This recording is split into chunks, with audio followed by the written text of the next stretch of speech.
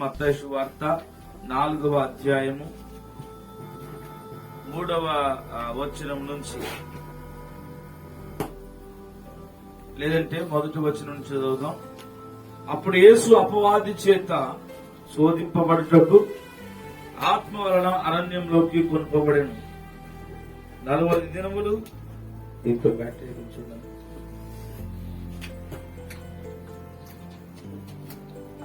అరణ్యం కొనపడబడిను.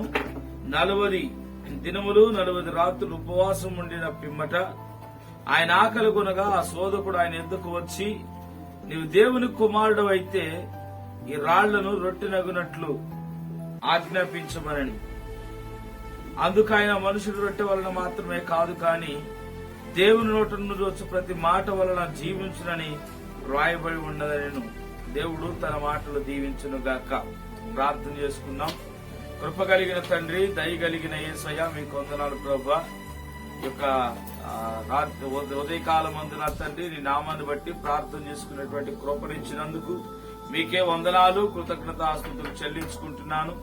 ఈ చదవబడిన లేఖన భాగంలో నుంచి మాతో నేరుగా సూటిగా మాట్లాడి నీ నామానికి మహిమ తెచ్చుకోమని, ఈ వాక్యాన్ని అర్థమయ్యేటువంటి రీతిలో బోధించేటువంటి కృపను ఈ పరిశుద్ధాత్మ కుమ్మరింపుడు దయచేయమని, వింటున్న బిడ్డలకు వినగల చెవులు, గ్రహించగల మనస్సును దయచేయమని.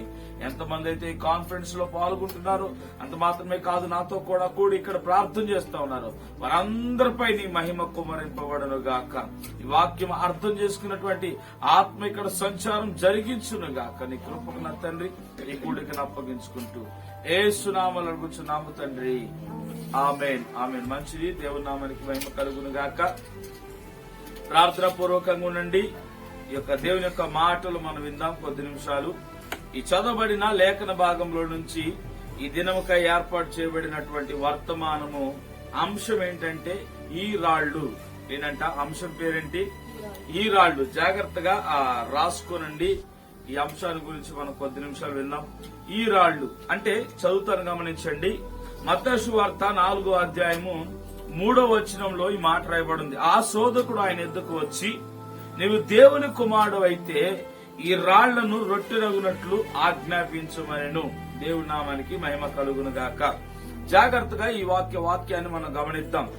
ఏంటి దీనిలో ఉన్నటువంటి ముఖ్య ఉద్దేశం, ముఖ్య సారాంశం ఏంటి అనేది మనం గమనిస్తే, దానికి ముందు సందర్భంతో మనకు తెలుసు. యేసుక్రీస్తు 40 రోజులు ఉపవాసం ఉండి ప్రార్థన చేసి 40 రోజులు ఉపవాసం ఉండి ప్రార్థన చేసి అరణ్యంలో కొనపబడిన తర్వాత బాగా ఆకలిగా ఉన్నాడంట. ఆయన ఆకలిగా ఉన్నప్పుడు అపవాది వచ్చి ఆయన శోధిస్తా ఉంది. ఏమని శోధిస్తా ఉందంటే, నీకు ఆకలిగా ఉంది కదా, ఈ రాళ్లను రొట్టెనగునట్లుగా చేసుకొని తినమని చెప్పింది. ఎందుకు అపవాది ఈ రాళ్లనే చూపించి, ఆ రాళ్ల వైపు చూపించి రొట్టెలు చేసుకొని తినమనింది? ఆ రాళ్లను ఎందుకు అది ప్రత్యేకంగా పాయింట్అవుట్ చేసింది? ఆ రాళ్లను ఎందుకు అది ఆ రాళ్లను రొట్టెలుగా చేసుకుని తినమంది? జాగ్రత్తగా గమనించాడు. అసలు ఈ రాళ్లు ఏంటి, ఈ రాళ్ల పైన దానికి ఉన్నటువంటి ఇష్టం ఏంటి అనేది మనం ఈ రోజు కనుక గమనిస్తే, ఈ రాళ్లను రొట్టెలుగా చేసుకుని తినమని చెప్పింది. అయితే ఇక్కడ ఒక సందర్భం చెప్తాను, ఇంకా గమనించండి. అది శోధకుడు అపవాది యేసుక్రీస్తుని ప్రశ్నిస్తుందంట. నువ్వు దేవుని కుమారుడు అయితే ఈ రాళ్లను రొట్టెలుగా చేసుకుని తినమని చెప్తా ఉంది. అయితే ఇంకొక సందర్భంలో కూడా మీకు జ్ఞాపకం చేస్తాను. మత్తయి సువార్త 14వ అధ్యాయము 28వ వచనాన్ని ఒకసారి చదివి సహాయం చేయండి. మత్తయి సువార్త 14వ అధ్యాయము. పేతురు ప్రభువా, నీవే అయితే నీళ్ల మీద నడిచి నీ యొద్దకు వచ్చుటకు నాకు సెలవిమ్మని ఆయనతో అని. జాగ్రత్త గమనించండి. ఇక్కడ అపవాది ఒక ప్రశ్న వేస్తా ఉంది యేసుక్రీస్తుకి. ఏమనంటే, నువ్వు దేవుని కుమారుడు అయితే ఈ రాళ్లను రొట్టెలుగా చేయమంటా ఉంది. అక్కడ పేతురు కూడా ఏమన్నాడు అంటే, నువ్వు దేవుడివి అయితే, నీవే అయితే, నువ్వు ఎలాగైతే నీళ్ల మీద నడిచొచ్చావో నన్ను కూడా అలాగే నడిపించమని అడుగుతా ఉన్నాడు. అయితే దేవుని యొక్క వాక్యం చూడండి, చాలా జాగ్రత్తగా వినండి. ఇక్కడ అపవాది వేసిన ప్రశ్న, అక్కడ పేతురు గారు వేసిన ప్రశ్న ఒకటే. ఏమని? నువ్వు దేవుని కుమారుడు అయితే ఈ రాళ్లను రొట్టెలుగా చేయమని అపవాది ప్రశ్న వేసింది. పేతురు వేసిన ప్రశ్న ఏంటంటే, నువ్వు దేవుని కుమారుడు అయితే లేదా నువ్వు దేవుడు అయితే ఈ నీళ్ల మీద నన్ను నడిపించమని చెప్పింది. అయితే దేవుడు ఎవరికి సమాధానం చెప్పాడు? ఈ రాళ్లను రొట్టెలో చేసుకోమని అపవాది అడిగినప్పుడు ఎందుకు దేవుడు రాళ్లను రొట్టెగా చేయలేదు? మరి పేతురు నువ్వు దేవుని కుమారుడు అయితే ఈ నేల మీద నడిపించు అన్నప్పుడు అతను నడిపించాడు. మరి అపవాది వేసినటువంటి ప్రశ్నకు ఆయన సమాధానం ఎందుకు వేయలేదు? పేతురు వేసినటువంటి ప్రశ్నకు ఎందుకు సమాధానం ఇచ్చాడు?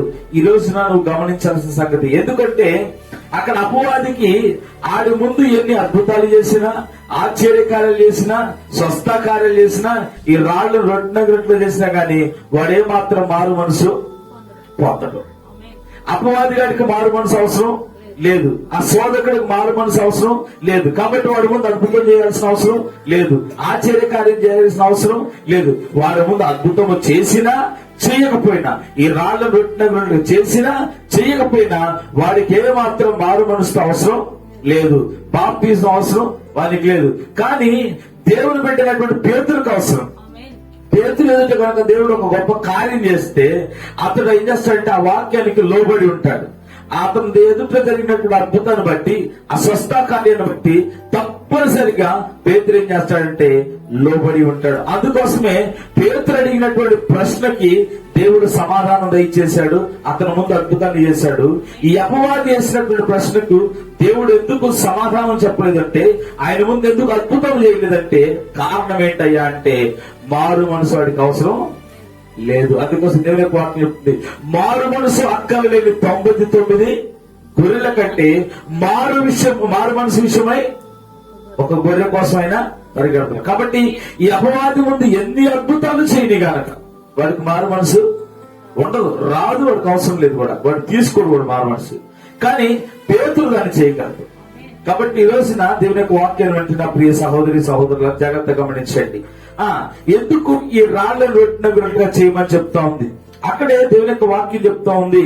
మత్తయి సువార్త 3వ అధ్యాయము 9వ వచనంలో చూడండి. అబ్రహాము మాకు తండ్రి అని మీరు చెప్పుకున్న తలంచవద్దు, దేవుడు ఈ రాళ్ల వలన అబ్రహాముకు పిల్లలు పుట్టించగలడని మీతో చెప్పుచున్నాడు. అంటే ఈ రాళ్ల వలన దేవుడు ఏం చేయగలంటే అబ్రహాముకు పిల్లల్ని పుట్టించగలడు.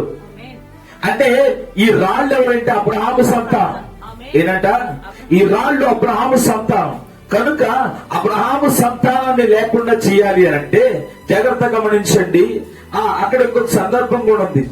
ఈ రాళ్లను రొట్టెగా చేయమన్నారంటే ఆ రాళ్లు అబ్రహాము సంతానం కనుక ఒకవేళ దేవుడు ఆ రాళ్లను రొట్టెలుగా చేసుకొని తింటే ఈ రోజు అబ్రహాము సంతానంగా మనం ఉండేవారు కాదు. అర్థమవుతుందా? ఈ రోజు అబ్రహాము సంతానంగా మనము ఉండేటువంటి వారము కాదు. అసలు ఎందుకు ఈ రాళ్ల మీద అంత కక్ష? ఎందుకు ఈ రాళ్లను లేకుండా అపవాది చేయమంటా ఉన్నాడు అంటే, ఎందుకు ఈ రాళ్లను రొట్టెలు చేసుకొని తినమంటున్నాడు అంటే, ఈ రాళ్లను రొట్టెలు చేసుకొని తినమంటే ఈ సంతానాన్ని ఎందుకు లేకుండా చేయాలని అపవాది యొక్క ప్రయత్నం ఈ రోజు మనం గమనించాలి. ఈ రాళ్లను ఎందుకు వద్దు అని అంటున్నాడు, ఎందుకు రాళ్లను రొట్టెలు చేసుకొని తినమంటున్నాడు? అపవాదికి ఈ రాళ్లకు ఉన్నటువంటి కక్ష ఏంటి అని మనం గమనిస్తే జాగ్రత్త గమనించండి. ఒకానొకప్పుడు ఈ అపవాది ఈ రాళ్ల మధ్యలోనే సంచరించేదంట. ఒకానొకప్పుడు ఈ అపవాది ఈ రాళ్ల మధ్యలోనే సంచరించేదంట. ఒకానొకప్పుడు ప్రధానమైనటువంటి దేవదూతగా దేవుడు నిత్యము పరిశుద్ధుడు పరిశుద్ధుడు పరిశుద్ధుడు పరిశుద్ధుడు కొనియాడబడుతున్నటువంటి ఆ లూసిఫర్ ఈ రోజున ఏమైపోయిందంటే నింగికి ఆకాశానికి లేదంటే భూమికి ఆకాశానికి మధ్యలో అది వేలాడబడతా ఉంది. అనగదొక్కబడింది. కారణం ఏంటంటే తన హృదయంలో అది గొప్ప చేసుకోవడాన్ని బట్టి. ఎప్పుడైతే పరలోకములో నుంచి గెట్టి వేయబడిందో అపవాది, పరలోకం నుంచి ఎప్పుడైతే గెట్టి వేయబడిందో అప్పటి నుంచి దేవుణ్ణి ఏం చేయలేక దేవుని బిడ్డల్ని ఏదో ఒకటి చేయాలి, దేవుని యొక్క కుమారుని కుమార్తెను ఏదో ఒక విధంగా నాశనము చేయాలి, పాపములో పడవేయాలి, లేదంటే రోగాల్లో పడవేయాలని చెప్పేసి దేవుణ్ణి ఏం చేయలేక అదేం చేస్తుందంటే దేవుని బిడ్డల్ని నాశనం చేయాలని ప్రయత్నం చేస్తా ఉంది. జాగ్రత్తగా గమనించండి. యెహెజ్కేలు గ్రంథము 28వ అధ్యాయము 13వ వచనం నుంచి 19వ వచనం. ఇదంతా కూడా అపవాది యొక్క పతనం అంట. యెహెజ్కేలు గ్రంథం ఏంటి? అపవాది యొక్క పతనం. చదవండి యెహెజ్కేలు గ్రంథము 28వ అధ్యాయము 13వ వచనం నుంచి 19వ వచనం వరకు. 28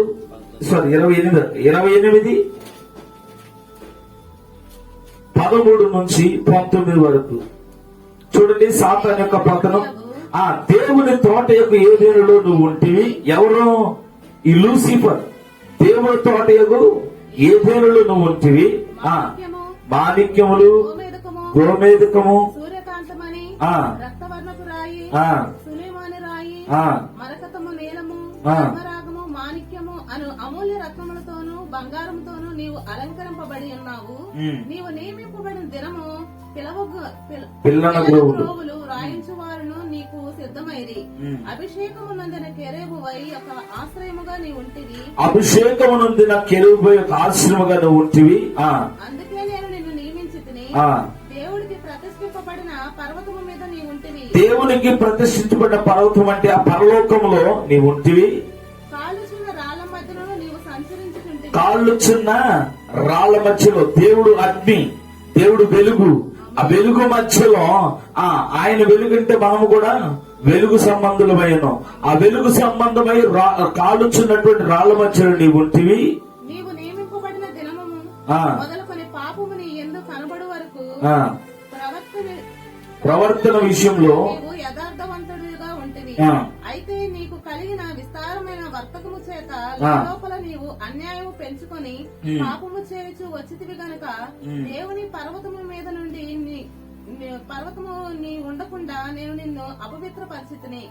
ఆశ్రయముగా ఉన్న కెరూబు కాలుచున్న రాళ్ల మధ్యను నీవికను సంచరింపవు. నిన్ను నాశనము చేసి. చూడండి ఎంత గొప్పగా చెప్తా ఉన్నాడు. ఎప్పుడైతే మొదటిగా దేవుడు ఆ లూసిఫర్ ఆ దేవదూతను తయారు చేసినప్పుడు పాపము లేదంట. పాపము కనబడేంత వరకు జాగ్రత్త గమనించండి. అక్కడ రాయబడిన నువ్వు నియమించబడిన దినము మొదలుకొని పాపము నీ యందు కనబడి వరకు, అప్పటి వరకు దేవుడు జాగ్రత్తగా ఆమెను కాపాడాడు. ప్రవర్తన విషయంలో యథార్థముగా ఉంటివి. లోపట నువ్వు అన్యాయము పెంచుకొని పాపము చేస్తూ వచ్చింది గనుక ఆ పరలోకంలో నుంచి నిన్ను ఎట్టి వేశాను. ఎందుకు? ఒకప్పుడు నువ్వు ప్రధాన దేవదూతవి, ప్రధాన వర్షిప్పర్. అక్కడ ఆరాధన చేసే వాళ్ళందరికీ లీడర్ గా అపవాదిని పెట్టాడు. ఆ లూసిఫర్ ని అక్కడ పెట్టాడు. అదొక దేవదూత. ఆ దేవదూతలకు లీడర్ గా పెట్టిన తర్వాత ఆ లోపల నేనే ఎక్కువ, దేవుడి కంటే నేనే ఎక్కువ, నేను లేకపోతే దేవుడు లేడు అనే ఉదయంలో గర్వించడాన్ని బట్టి దేవుడు దేనికి దాన్ని ఏం చేశాడంటే భూమి మీదకి అనగదొరికాడు. ఆకాశానికి భూమికి మధ్యలో దాన్ని వేలాడి తీశాడు. ఇప్పుడు ఏమైపోయిందంటే దానికి కోపం వచ్చింది. జాగ్రత్త గమనించండి. అంతమంది ముందు, అంత కోటాను కోట్ల దేవదూతల ముందు ఎప్పుడైతే ఈ లూసిఫర్ ని, ఈ యొక్క అపవాదిని లేదంటే ఈ యొక్క దేవదూతను ఎప్పుడైతే వాళ్ళందరి ముందు గెంటి వేశారో వారందరంట ఒక్కసారిగా నవ్వటాన్ని బట్టి సిగ్గుపోయి కక్ష పెంచుకుందంట. కక్ష పెంచుకుంది. ఎలాగైనా సరే వీళ్ళని నాశనము చెయ్యాలి. కుమారుని నాశనం చేస్తే తండ్రి బాధపడతారు. నేను డైరెక్ట్ గా తండ్రిని ఏమీ చేయలేను, ఎందుకంటే ఆయన శక్తి ముందు ఏ పాతాళ లోకము నిలవజాలదు అనేటువంటి సంగతి తెలుసు గనక ఇప్పుడు దేవుణ్ణి ఏం చేయలేక ఆ దేవుని బిడ్డల్ని పాడు చేయాలని ప్రయత్నం చేస్తా ఉన్నారు. చూడండి, మనల్ని ఏం చేయలేక మన పిల్లలు బాధ పెట్టారనుకోండి, మనం ఏం చేస్తాం? బాధతో కృంగిపోతాం, వేదనతో కృంగిపోతాం. అలాగనే ఈ అపవాది గారు చేసిన ప్లాన్ ఏంటంటే దేవుని శక్తి ముందు నా శక్తి ఎందుకు పనికి రాదు గనక ఇప్పుడు దేవునితో నేను డైరెక్ట్ గా పోరాడటం కాదు గాని దేవుని బిడ్డలకు ఏదన్నా శోధన కలిగించి, దేవుని బిడ్డలకు అనారోగ్యాన్ని కలగజేస్తే, దేవుని బిడ్డలకు కష్టాలు కలగజేస్తే వారు దుఃఖపడడం, వారు ఆత్మహత్యలు చేసుకోవడం, వారు వ్యభిచారం లాంటివి చేయడం ద్వారా ఏమైపోతుందంటే దేవుడు దుఃఖపడతాడు, దేవుడిని బాధ పెట్టవచ్చు, ఇండైరెక్ట్ గా కక్ష సాధించుకోవచ్చు అని చెప్పేసి ఏం చేస్తా ఉందంటే ఈ బిడ్డల పైన అది ప్రయోగం చేస్తుంది. అందుకోసమే ఈ రాళ్లు లేకుండా చెయ్యాలి. అందుకోసమే జాగ్రత్తగా గమనించండి. అక్కడికి వచ్చి అంటుంది అపవాది, ఈ రాళ్లను రొట్టెనగినట్లుగా చెయ్యి. ఎందుకంటే ఈ రాళ్లు అబ్రహాము సంతానం అయ్యింది. ఈ రాళ్ళు ఏంటంట అబ్రహాము యొక్క సంతానం. ఇంకా జాగ్రత్తగా గమనించండి. అసలు ఈ రాళ్లు అబ్రహాము సంతానమే అనడానికి అసలు ఈ రాళ్లు ఎక్కడి నుంచి వచ్చినాయి? ఈ రాళ్లు ఎక్కడి నుంచి వచ్చినాయి? ఈ రాళ్ళు ఎక్కడి నుంచి వచ్చినాయి అంటే బండలో నుంచి వచ్చినాయి. దేవుని నామానికి మహిమ కలుగును గాక. ఆయన క్రీస్తు అనేటువంటి బండ అయి ఉన్నాడు. ఆమేన్. ఆయన క్రీస్తు అనేటువంటి బండ అయి ఉన్నాడు. ఆ బండలో నుంచి వచ్చినటువంటి రాళ్ళమే మనమై ఉన్నాం. అవునా కాదండి? ఒక పెద్ద బండను తీసుకొని మనం శుద్ధితో కొడితే దానిలో నుంచి ఏమొస్తుందంటే చిన్న చిన్న రాళ్లు బయటకు వస్తాయి. అవునా కాదా? ఒక బండను తీసుకొని మనం శుద్ధితో కొట్టినప్పుడు ఏమైపోతుందంటే దానిలో నుంచి కొన్ని రాళ్లు బయటకు వస్తాయి. దానిలో నుంచి వచ్చినటువంటి రాళ్లమే మనమై ఉన్నాం. యేసుక్రీస్తు ఒక బండ ఉన్నాడు. అందుకోసం పేతురుతో అంటాడు, పేతురు ఇదిగో ఈ బండ మీద నువ్వు ఇల్లు కడతావు అంటే క్రీస్తు అనేటువంటి ఆయన బండ. అందుకోసం మోషే అంటాడు, మోషేతో అంటాడు, ఈ బండతో మాట్లాడు అది ఆయన నీళ్లు ఇస్తుంది. ఏమంటున్నాడు? ఈ బండతో మాట్లాడదు ఆయన నీళ్లు ఇస్తుంది. అంటే ఆ బండ క్రీస్తు అయి ఉన్నాడు. ఆ బండ ఏంటంట? క్రీస్తుడు. ఆ క్రీస్తులో నుండి ఆ బండలో నుంచి వచ్చిన రాళ్లమే మనమై ఉన్నాం. యేసుక్రీస్తుని కలవశిలలో ఆయన మరణించినప్పుడు యేసుక్రీస్తుని కరోనా దెబ్బలతో కొడుతున్నప్పుడు ఆ కరోనా దెబ్బల నుంచి వచ్చినటువంటి మాంసపు ముద్దలమే నీవు నేను మనమై ఉన్నాం. దేవుని నామానికి మహిమ కలుగును గాక. ఒక్కొక్క దెబ్బ కొడుతున్నప్పుడు ఒకటి దెబ్బ 40 కొరల దెబ్బలు కొడుతున్నప్పుడు ఆ కొరలకున్నటువంటి ఆ యొక్క మేకుల్లో నుంచి వచ్చినటువంటి ఆ మాంసపు ముద్దలమే నీవు నేను మనమై ఉన్నాం.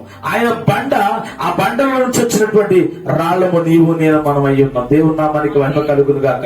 కలవరసులను బాధించబడినప్పుడు, కలవరసులను కొట్టినప్పుడు ఆయన రక్తంలో నుంచి రక్తముగా, ఆయన మాంసంలో నుంచి మాంసముగా వచ్చిన వారమే నీవు నేను మనమై ఉన్నాం. దేవుని నామానికి మహిమ కలుగు కలవరసులను మరణించడానికి బల్లెపోటుతో పొడిచినప్పుడు ఆ బల్లెపోటులో నుంచి వచ్చినటువంటి రక్తమే, ఆ జీవమే నీవు నేను మనమై ఉన్నాం. అందుకోసమైన బండ అయ్యన్నాడు కనుక ఆ బండలోంచి వచ్చినటువంటి రాళ్లమే మనమై ఉన్నాం. దేవుని నామానికి మహిమ కలుగును గాక.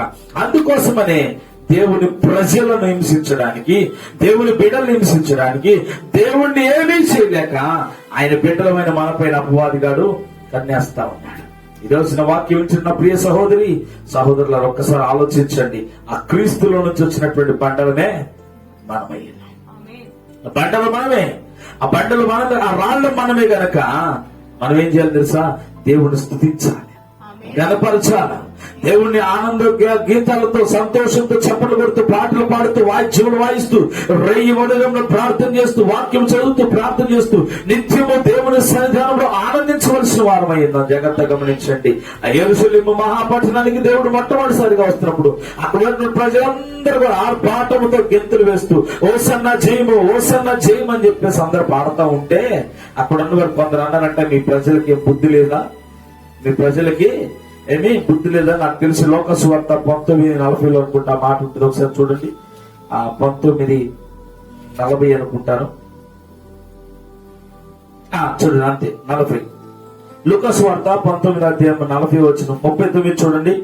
ఆ సమూహంలో ఉన్న మరి కొందరు పరిసయ్యులు బోధకుడా నీ శిష్యులను గద్దింపమని ఆయనతో చెప్పగా ఆయన వారిని చూసి, వీరు ఊరకుండి నేరులా ఈ రాళ్లు కేకలు వేయనని మీకు చెప్పాను. దేవుని నామానికి మహిమ కలుగును గాక. అక్కడ పరిసయ్యులు, సద్దుకాయలు అనబడేటువంటి వారు అన్నారు, ఏంటి మీ ప్రజలకు బుద్ధులేం లేదా? ఎందుకు అలా అరుస్తున్నారు? మౌనంగా ప్రార్థన చేసుకోవచ్చుగా, మౌనంగా ఉండొచ్చుగా, ఎందుకు గంతులేస్తున్నారు? ఎందుకు చప్పట్లు కొడుతున్నారు? ఎందుకు ప్రార్థన చేస్తున్నారు? ఎందుకు ఓసన్న చేయమని అరుస్తున్నారు? వాళ్ళు మౌనంగా ఉండమని చెప్పండి అని చెప్పేసి శాస్త్రులు, పత్రికలు వారు నీతి అంటుంటే యేసయ్య అంటున్నటువంటి మాట ఏమో అంటున్నాడు, వీళ్ళు మౌనంగా ఉండొచ్చేమో కానీ ఈ రాళ్లు కేకలు వేస్తాయి. దేవుని నామానికి మహిమ కలుగును గాక. ఈ రాళ్లు దేవుని ఆరాధిస్తాయి. ఈ రాళ్లు దేవుడితో పాటలు పడతాయి. ఈ రాళ్లు దేవుని యొక్క ఆత్మను పొందుకుంటాయి. ఈ రాళ్లు నిత్యము దేవుడితో ఆనంద ప్రతిగానములు చేస్తాయని చెప్పేసి దేవుని యొక్క వాక్యం తెలియజేస్తా ఉంది. ఈ రాళ్లు కేకలు వేస్తాయి. ఆ రాళ్లు రేపు రోజున మన మీద సాక్ష్యం తీరుస్తాయి. ఈ రాళ్లు కేకలు వేస్తాయి. చూడండి ఎంత గొప్ప మాట. మనం నిత్యము దేవుణ్ణి స్తుతించవలసిన వారమై ఉన్నాం. ఎందుకంటే మనం దేవుని యొక్క బిడ్డలమై ఉన్నాం. బండలో నుంచి వచ్చినటువంటి నీళ్లే మనం. దేవుడు ఏమంటున్నాడు? నేను లోకానికి వెలుగై ఉన్నాను. దేవుడు వెలుగు కనుక మనము కూడా ఏమై ఉన్నాం? వెలుగై ఉన్నాం. దేవుడు పరిశుద్ధుడు గనక మనం కూడా ఏమై ఉన్నాం? పరిశుద్ధులమై ఉన్నాం. దేవుడు నీతిమంతుడు గనక మనం ఏమైనా అంటే నీతిమంతుడు. ఆయన ఏమై ఉన్నాడో మనము కూడా అదే అయి ఉన్నాం. దేవుని నామాన్ని మహిమ కలుగును. ఆయన సృష్టికర్త అయితే మనం చిన్న సృష్టికర్తలమై ఉన్నాం. దేవుని నామాన్ని మహిమ కలుగును గాక. ఆయన సర్వలోకాన్ని సృష్టిస్తే మనం ఆత్మ సంబంధమైన వాతావరణాన్ని సృష్టించుకోవాలి. కాబట్టి మనం కూడా ఏమైపోయినట్టే సృష్టికర్తలమై ఉన్నాం. దేవుని నామాన్ని మహిమ కలుగును గాక. మనం సృష్టికర్తలము గనకే సృష్టి యావత్తు మిగులు ఆశతో కుమారుల కొరకు ఎదురు చూస్తుందంట. దేవుని నామాన్ని మహిమ కలుగును గాక. మనము సృష్టికర్తలమై ఉన్నాం. ఒక చిన్న సృష్టికర్తలమై ఉన్నాం. కాబట్టి అగును గాక అంటే కలిగిద్ది, కలుగును గాక అంటే కలిగిద్ది. అందుకోసం దేవుని వాక్యం చెప్తా ఉంది, నువ్వు విశ్వాసముతో గనక ఈ కొండ నెల్లటిల్లి పడమంటే పడింది, ఈ చెట్టు నెట్టిళ్ళ పడమంటే పడింది. ఎందుకంటే నువ్వు సృష్టికర్తవై ఉన్నావు. ఆ సృష్టి అంతా కూడా నీ మాట వినవలసిందే. అందుకోసం అవ్వని ఆదామును తయారు చేసిన తర్వాత భూమిని నిండించి లోపరుచుకోమన్నాడు. లోపరుచుకోవడం అంటే ఏంటంటే ఈ సృష్టి అంతా కూడా నీ మాట వినవలసిందే. కానీ ఈ రోజున మనం అయిపోతుంది తెలుసా? సృష్టి మాట వింటాం. ఏంటంట మనం ఏం చేస్తున్నాం? సృష్టికి లోపడతాం. ఈ రోజున ఒక 10 రూపాయలు కింద పడిందంటే ఏం చేస్తాం? కళ్ళ కట్టుకొని జేబులో పెట్టుకుంటాం. అంటే సృష్టికి లోబడిపోతాం. మనం సృష్టికి లోబడ్డం కాదు, సృష్టి మనకు లోబడాలా. ఎందుకంటే నువ్వు ఒక చిన్న సృష్టికర్త. నువ్వు ఒక రాయి అంటే దేవునిలో నుంచి వచ్చిన పలకబడిన మాటల నుంచి వచ్చినటువంటి ఒక గొప్ప వ్యక్తివి నీవంట. ఏది పలికితే జరిగింది. కలుగునుగాక, అగునుగాక అంటే అగుతుంది. ఈ రోజు నా ప్రియ సహోదరి సహోదరుడా, జాగ్రత్త గమనించు. నువ్వు ఒక చిన్న సృష్టికర్తవి. ఆ బండల నుంచి వచ్చినటువంటి రాయివే నీవు నేను మనమై ఉన్నాం. అది యాకోబు బావి దగ్గర ఉన్నటువంటి సమరయ స్త్రీ కనుగొంది. నేను ఆయనలో ఉన్నటువంటి భాగమైన కనుగొన్నాను. లేకపోతే అక్కడికి వచ్చింది, యాకోబు బావి దగ్గరకు వచ్చింది, కడవ తీసుకొని. యేసు ప్రభు అన్నాడు, అమ్మా ఇదిగో దాహానికి నీళ్ళు ఇవ్వమన్నాడు. అయ్యా ఇదిగో నువ్వు సమరయుడివి, నీ యూదుడివి, నేను సమరయురాల్ని, నీకు నాకు పొత్తు లేదనింది. నువ్వెవరువో నేనెవరునో, నువ్వెవరువో నేనెవరో, మన ఇద్దరికి ఏ సంబంధం లేదు. నువ్వు పరాయి దేశం, నాదొక దేశం, నీదొక కులం నాదొక కులం, నీదొక మతం నాదొక మతం, నీదొక ఆచారం నాదొక ఆచారం. ఇలాగ అక్కడ మాట్లాడినటువంటి ఆమె ఒక్కసారిగా నువ్వు క్రీస్తు అని నేను కనుగొంటున్నాను ఎలా చెప్పగలిగింది? కారణం ఏంటంటే ఆయనతో మాట్లాడినప్పుడు అతనిలో ఉన్నటువంటి ప్రత్యక్షత ఆమె కలిగి ఉంది. ఆమెకు ఒక బయలుపాటు వచ్చింది. ఏంటంటే ఆయనలో నుంచి వచ్చిన దాన్నే నేను అని. దేవుని నామాన్ని మహిమ కలుగును. వెంటనే వెళ్ళి చెప్తుంది, ఏమో తెలుసా? నాలో ఉన్నటువంటి అంతరంగాన్ని చెప్తా ఉన్నాడు, నాలో ఉన్నటువంటి లోపాలు చెప్పాడు, నాలో ఉన్నటువంటి ఆ పాపాన్ని చెప్పాడు. ఈయన మెస్సయ్య కాదా? మనం ఎదురు చూస్తున్న దేవుడు ఈయన కాదా? ఆయన కోసం కాదు మనం ఎదురు చూస్తుంది. ఎందుకంటే మనం ఆయనలో భాగమై ఉన్నాము కనుక నేను చేసినటువంటి కార్యాలు చెప్పాడు. మీరు వచ్చిన మీరు తప్పులు ఒప్పుకొని దేవుడికి సాష్టాంగ పడండి ఆమె సువార్త ప్రకటించింది. ఎంత గొప్ప మాట చూడండి.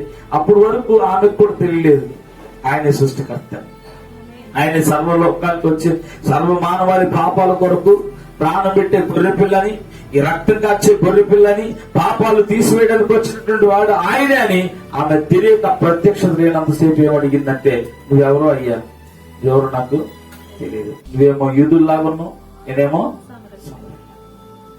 చూడండి, నువ్వేమో యూదుడివి, నేనేమో సమరయుడిని అని చెప్పేసి.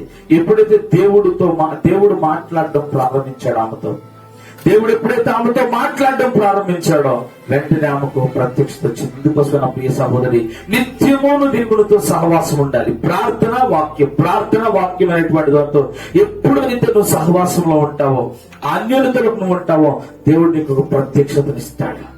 దేవుడు నీకు ఒక బయలుపాటుని ఇస్తాడు. ఆ బయలుపాటుని ఏం చేస్తుందంటే నిత్య జీవానికి తీసుకెళ్తాడు. ఈ రోజు నా బయలుపాటు లేకనే వాక్యాన్ని వరిష్టం వచ్చినట్లుగా నన్ను వక్రీకరించుకుంటా ఉన్నా. ఈ రోజు నా బయలుపాట్లు క్రీస్తు ఏమై ఉన్నాడో, క్రీస్తులో మన స్థానం ఏంటో ఏ ఒక్కరు కూడా తెలుసుకోలేకపోతా ఉన్నారు. అది తెలుసుకున్నట్టు అపవాది మాత్రం ఎలాగైనా సరే దేవుని యొక్క సంతానం లేకుండా చేయాలని ప్రయత్నం చేస్తాం. అసలు ఈ రాళ్లే లేకుండా చేస్తే సృష్టి ఉండదుగా. అసలు దేవుని బిడ్డలే లేకుండా చేస్తే ఈ దేవుడు ఏమైతాడో చూద్దామని దాని తాళంపు. దేవుని ఎలాగో ఏం చేయలేకపోతా ఉంది, దేవుని బిడ్డలు లేకుండా చేద్దాం అనుకుంటుంది. అందుకోసమే ఈ అంత్యకాలంలో అపాయకరమైనటువంటి దినముల్లో యవనస్తులారా చాలా జాగ్రత్తగా గమనించండి.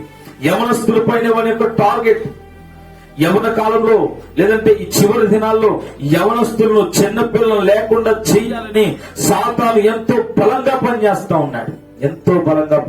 ఉన్నాడు. నిద్రాహారాలు లేకుండా బలంగా పనిచేస్తున్నాడు. ఈ రోజున సోషల్ మీడియాలని, వెబ్సైట్లని, ఆన్లైన్ సర్వీసులని రకరకాలుగా వాడేం చేస్తాడంటే ఇంటర్నెట్ కు బానిసం చేశాడు, ఫోన్లకు బానిసం చేశాడు. ఈ రోజున స్మార్ట్ ఫోన్ లేనటువంటి కుమారుడు లేకపోతే చిన్నవాడు కూడా 1, 2, 5వ తరగతి చదివేవాడి చేతిలో కూడా స్మార్ట్ ఫోన్. ఈరోజు నువ్వు ఎలా ఉపయోగిస్తున్నావు? ఒక వ్యసనంగా ఉపయోగిస్తున్నావా? చిన్నపిల్లలైతే ఆ స్మార్ట్ ఫోన్ లో ఆన్లైన్ క్లాసులని రకరకాల గేమ్లు ఆడుతూ, నేను అంటాను గేమ్ ఒక దెయ్యం. బాగా గమనించండి, గేమ్ ఒక దెయ్యం. అదేం చేస్తుంటే అది నిన్ను ఉచ్చులోకి లాగుద్ది. మొదటగా గేమ్ ప్రారంభించినప్పుడు ఆ గేమ్ అనేటువంటి ఉచ్చులోకి నిన్ను లాగి నీ కెరియర్ అంతా పాడు చేస్తుంది, టైం అంతా వేస్ట్ చేస్తుంది, నీ సమయాన్ని ఆ పాడు చేసేది దెయ్యమైంది. కాబట్టి వాక్యం వింటున్న వారు జాగ్రత్త గమనించండి. గేమ్స్, ఫోన్ లో గేమ్స్ ఆడటం, గేమ్స్ ఆడటం, ఈ యొక్క సోషల్ మీడియాను అధికంగా వాడటం జాగ్రత్త గమనించండి. దురాత్మ నీకు తెలియకుండానే నిన్నేం చేస్తుందంటే పాపములోకి లాగివేస్తా ఉంది కనుక ఈ రోజున అటువంటి పరిస్థితుల్లో ఉండడానికి వీలు లేదు. ఆ అపవాది యొక్క తాంత్ర శక్తుల్లోకి నువ్వు వెళ్ళడానికి వీల్లేదు. ఎందుకంటే నువ్వు దేవుని బిడ్డవని గమనించు. నువ్వు దేవుని బిడ్డవని ఎప్పుడైతే నువ్వు గమనించగలవో, దేవుని యొక్క కుమార్తెను ఎప్పుడైతే గమనించగలవో, ఆయన నా సృష్టికర్త, ఆయన నన్ను సృష్టించాలని ఎప్పుడైతే నువ్వు గుర్తించగలవో, ఆయన నుంచి వచ్చినటువంటి రాయిని నేను ఎప్పుడైతే నువ్వు గమనించగలవో, ఆ రోజే నీ జీవితము ఫలభరితంగా ఉంటుంది.